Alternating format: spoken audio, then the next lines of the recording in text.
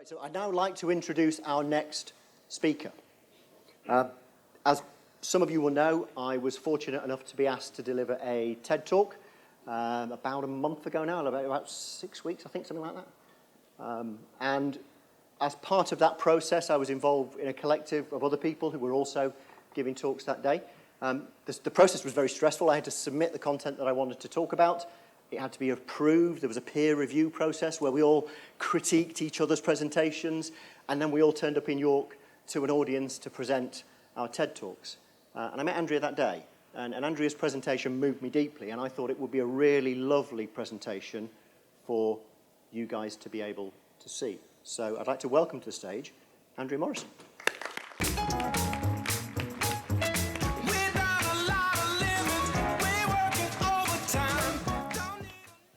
I specialize in the psychology of raising confidence and resilience without fear and stress and overwhelm and imposter syndrome and all the other head treacle, as we like to call it, all of our wobbles.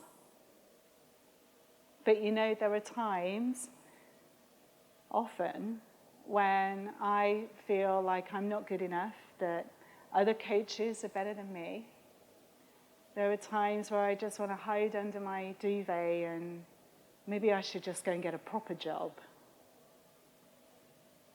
And so what I want to do first of all is I want to debunk the biggest myth in the personal development industry, and that is that there is no such thing as a perfect human being. You know, the sort that we all aspire to, that we think we should be, the one that is never suffers from stress or overwhelm or, you know, has imposter syndrome or doesn't feel good enough or feels that other people are better than them. You know, they're always on their game.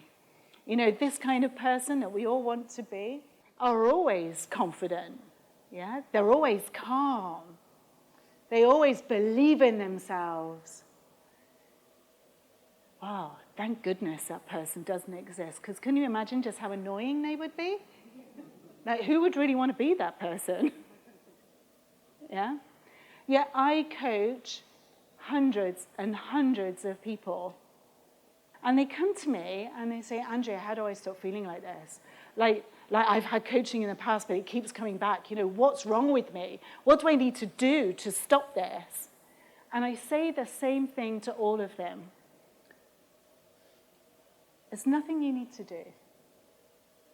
There's nothing to fix here, because all of these emotions, they're all normal, they're all human, they're all okay.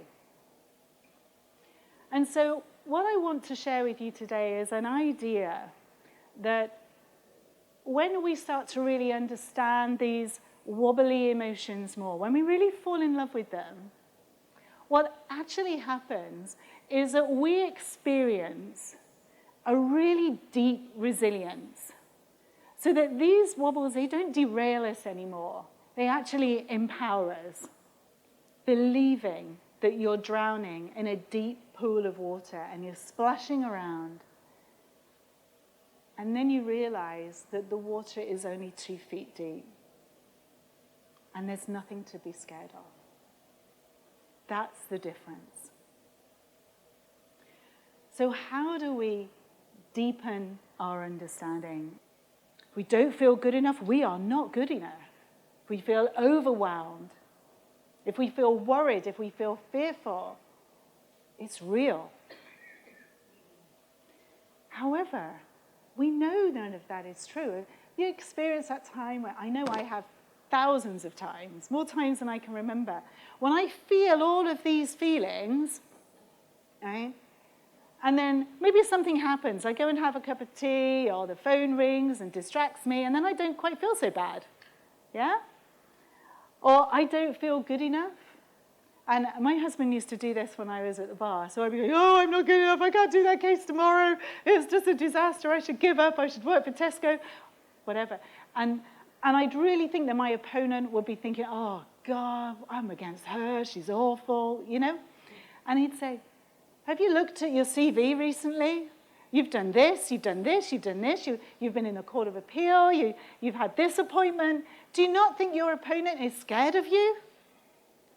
Yeah, I didn't see that, right?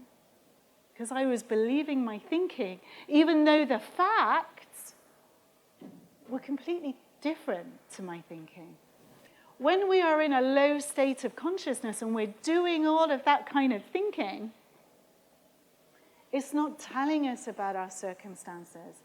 It's not telling us about who we are, or what we can do, or what we can achieve, or how other people are perceiving us. It's telling us one thing. We're in a low state of consciousness. We're off track. We're seeing the world just a bit out of whack. And what our mind is trying to tell us to do is stop, so I can get you back on track again. And that's all it's doing. Now, when we start to see this, when we start to see how our mind is really working and the signals it's trying to tell us, then what happens is we start to take all of this thinking just a little bit less seriously. We hold it a little bit lighter.